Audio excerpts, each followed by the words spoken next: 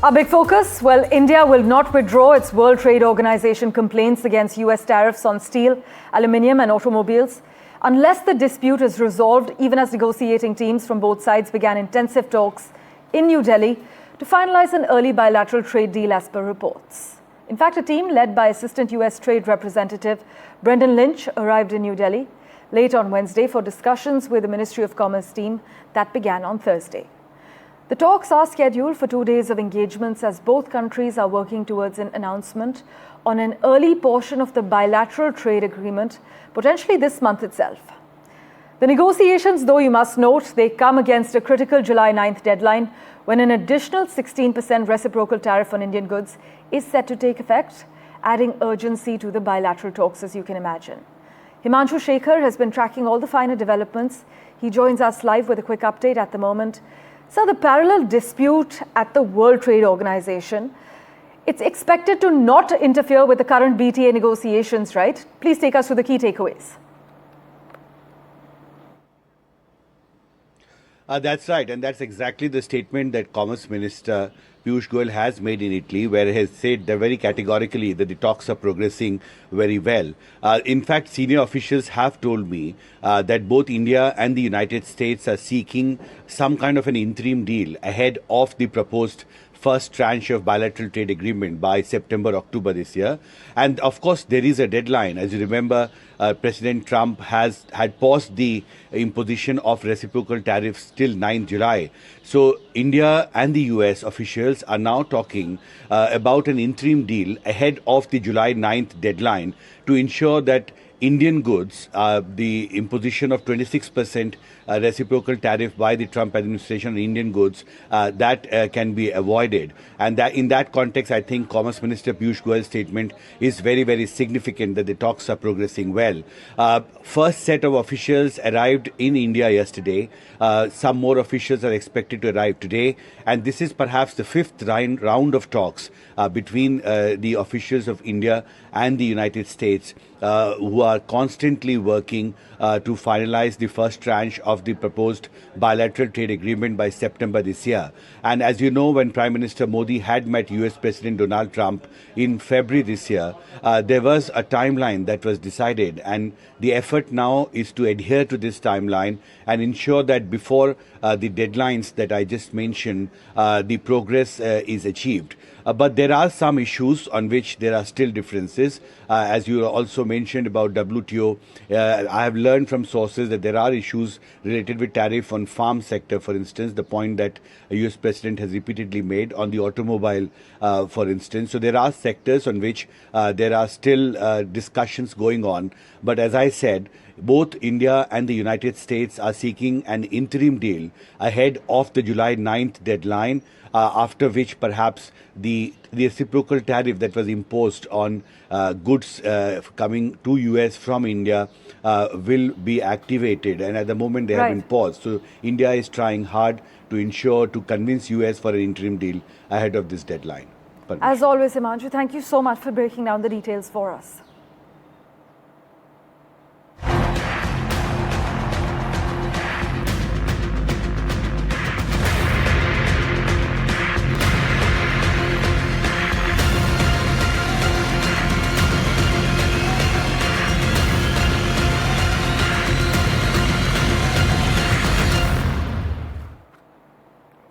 Well, US President Donald Trump and Elon Musk, their feud is now out in the open as disagreements over Republican spending bill quickly turns personal.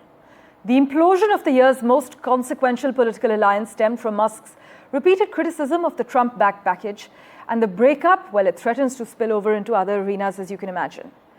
Trump has threatened to cut government contracts and subsidies for the tech mogul's businesses, which include SpaceX and Tesla, and Musk has said that Trump wouldn't have won the White House without his support and responded a yes to a post suggesting that the president should be impeached. Tesla shares, meanwhile, went into free fall as Donald Trump publicly feuded with the electric vehicle maker's billionaire CEO, his self-proclaimed first buddy, and investors as we speak are watching the unfolding drama with growing worry about what the fracas could mean for Musk's business empire. Nick Harper has the inside details from Washington, D.C., but first, listen in to Donald Trump's remarks.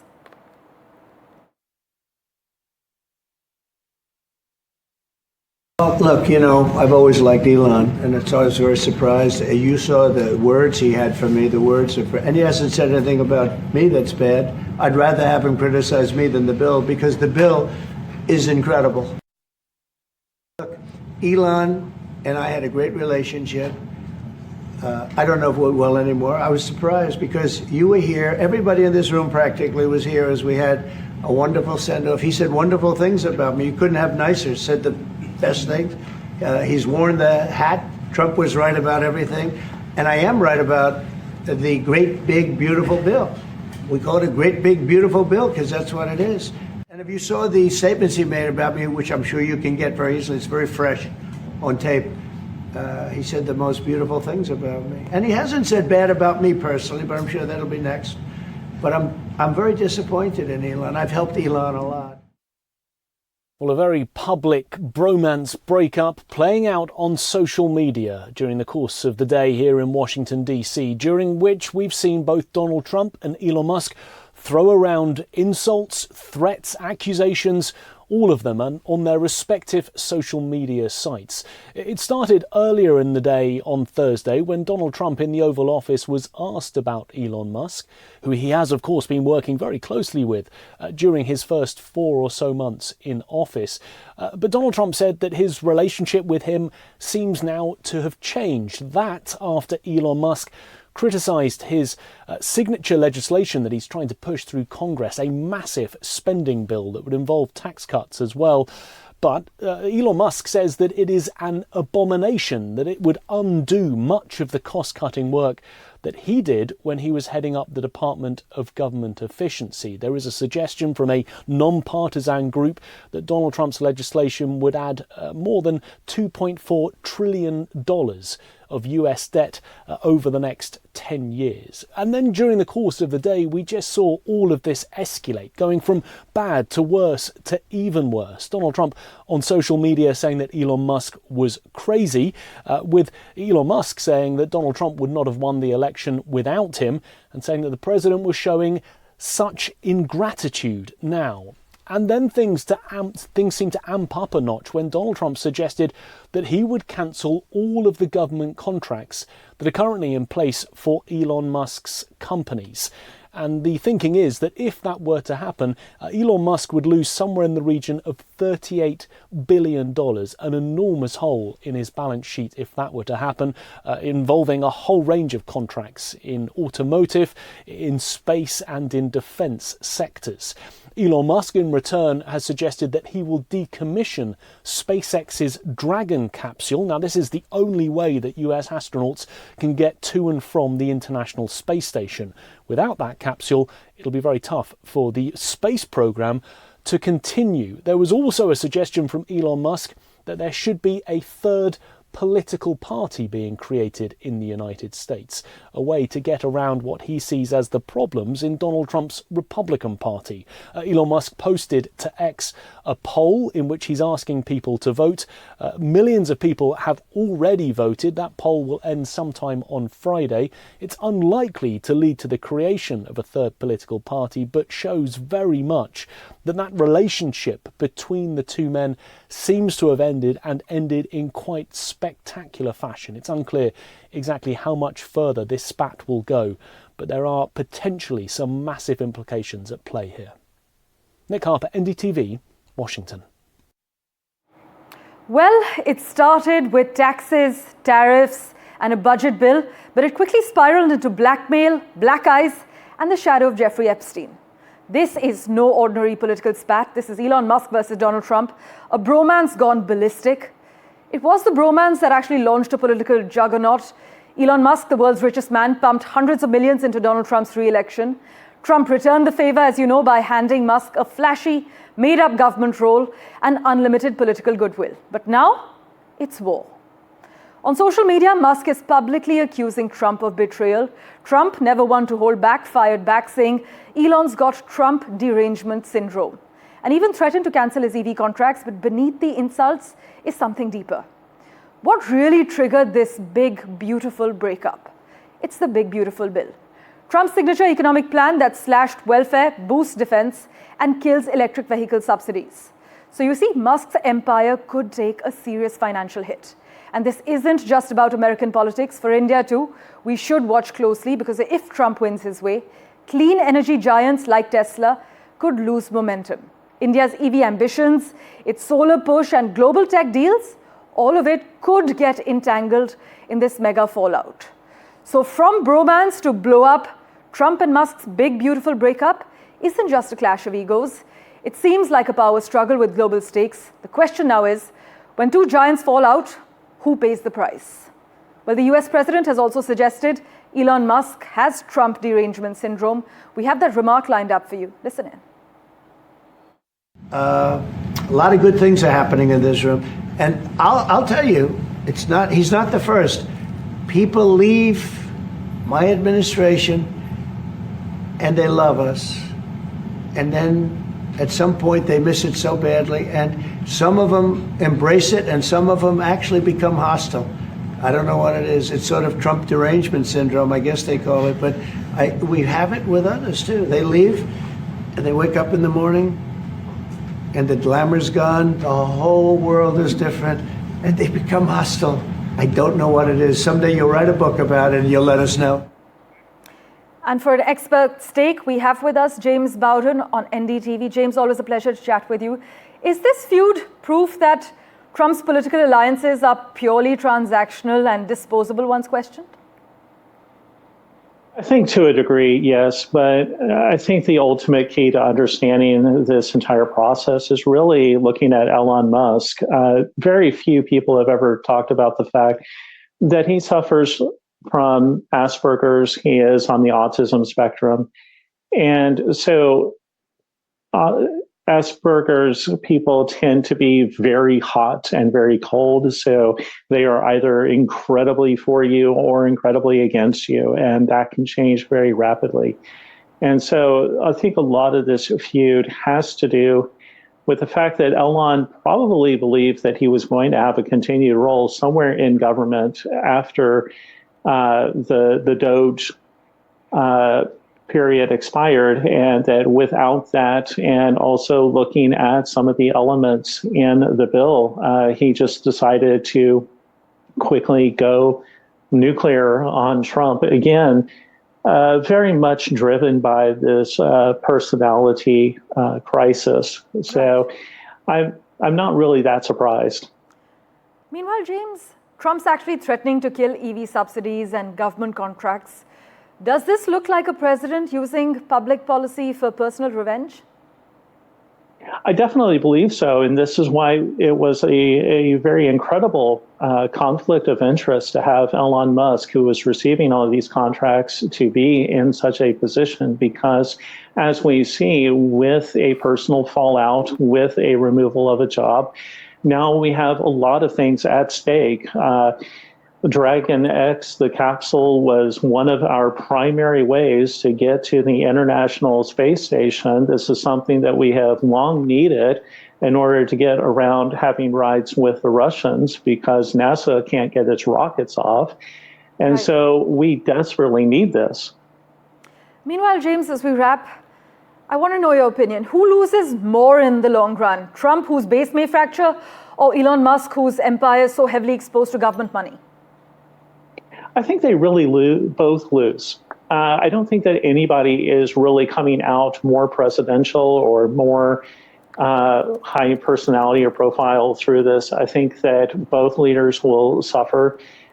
We've watched as Tesla has tanked both by the Republicans and the Democrats. And Democrats because they didn't want to support Elon and his efforts in the government, but now Republicans because he's feuding with the dear leader of Trump. So, and Trump is looking a little petty as well. And with, the canceling of the contract, it continues to send out a lot of negative signals to the world that to deal with Trump is to deal with a very unstable element that cannot be trusted. Well, James, thank you so much, as always, for sharing your views. We will, of course, keep in touch with you for regular updates as and when we hear from both the billionaires. Thank you. Meanwhile, in a flip-flop, the US President Donald Trump has said, And I quote, "We want to have foreign students come," though he signed an executive order on Wednesday night to block nearly all such students from coming to study at Harvard. Listen in to what the US president has just said. Did you talk about the Chinese students? Are you allowing them to come to the US? Chinese students are coming. No problem. No problem. Okay, and on It's our Russia? honor to have them, frankly. Look, we want to have foreign students, but we want them to be checked. In the case of Harvard and Columbia and others, all we want to do is see their list. There's no problem with that. This is anybody outside of our country, international students. Because when we see some of the people that we've been watching, we say, where do these people come from? How is that possible? No, we want to have foreign students come. We're very honored by it, but we want to see their list. Harvard didn't want to give us the list. They're going to be giving us the list now. For further clarity on the matter, joining us, Dexter Roberts at the moment. Mr. Roberts, thank you so much for making time for us on NDTV. Now, on one hand, Trump says he's honored to host foreign students, as we've just heard, including Chinese students. But on the other, he's issuing visa bans, threatening Ivy League tax breaks. So what kind of message is this sending to global markets and also multinational education brands? Well, I think it's clearly not a consistent message. It seems to have been a hallmark of the Trump administration since it took office January 20th to issue lots of policies, sometimes conflicting ones, and move very rapidly in trying to develop various international relations and also trade relations. So I think we're seeing more of that now. In the case with China, it suggests to me that the statement last week from Secretary of State Marco Rubio that they would aggressively, quote, aggressively revoke Chinese student visas might have been in part a negotiating ploy to try to reach a better deal with China on this broader trade deal. And what we've heard from Trump today after the meeting with Xi Jinping suggests that indeed that is the case. Well, Mr. Roberts, many at this point are questioning how much of this is actually about national security or immigration and how much it is about political optics and silencing dissent on campus. But thank you so much for joining us on NDTV. We'll, of course, revert to you for regular updates. Meanwhile, the US president has said that Russia and Ukraine may need to fight for a while to assist efforts to bring peace, likening the two countries to bickering and fighting children. Trump was speaking alongside the German Chancellor, Friedrich Merz, who was visiting the White House, and Trump said, and I quote, that sometimes you're better off letting them fight for a while and then pulling them apart. And I gave that analogy to Putin yesterday. Listen in.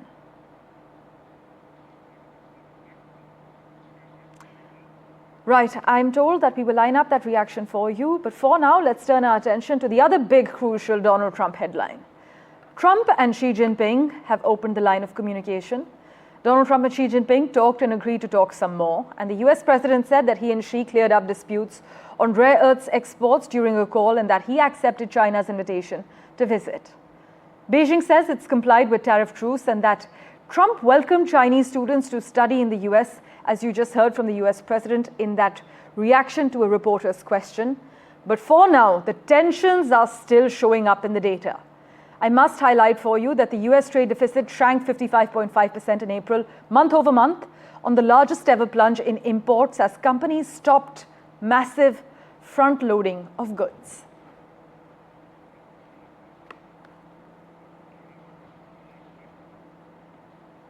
And speaking of hogging the global spotlight, well, another Trump headline, because Canadian Prime Minister Mark Carney is secretly holding direct talks with the US president to work out a framework for a trade and security agreement, the Globe and Mail is reporting. You must note that the talks between the leaders and top cabinet ministers are being held discreetly to ensure a positive outcome. This is what the report highlights, citing the US ambassador to Canada. Maha Siddiqui has been tracking all the finer developments for us. She joins us live from Vancouver at the moment. Maha, so we're given to understand, as per local media, that Canada's Mr. Carney and Trump are holding secret talks on trade and security? Well, certainly the details of the conversation between Mark Carney and President Trump are being kept under the wraps. And both these leaders are holding direct talks, is what's coming through by way of some sources which are being quoted by the Canadian media, as well as Melanie Joly, the industry minister, has said that these negotiations are not going to happen in public. And we do know through the US ambassador to Canada, he's also spoken out and has indicated that the negotiations are taking place at the topmost level, which means that both these leaders are directly talking to each other. Some other information that is coming through suggests that they have been holding calls in the evenings and also been exchanging text messages as well. And as many people had already said, many experts were pointing out that tariffs are being used by President Trump as a negotiating tool.